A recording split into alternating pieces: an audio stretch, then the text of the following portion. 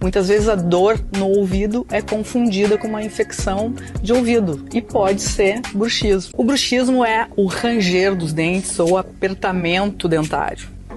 O bruxismo ele ocorre durante a noite, principalmente, pode ocorrer durante o dia. Nós temos sintomas gritantes que podem indicar que o paciente tem esse hábito de ranger e apertar os dentes, né? É muito comum, Eduardo, e intrigante, que um dos sintomas é a dor cervical, que foge à cavidade bucal, né? Dor cervical e dor nas costas. Por que a gente tem isso?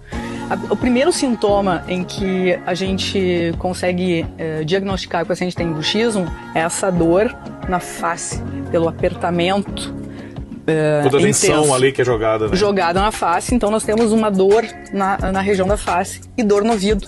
Muitas vezes a dor no ouvido é confundida com uma infecção de ouvido e pode ser bruxismo.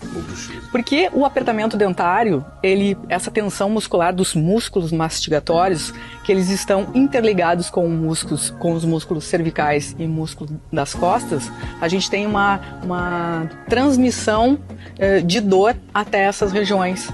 Tenho relatos de pacientes que, ao fazer o tratamento, cessa. Incrível.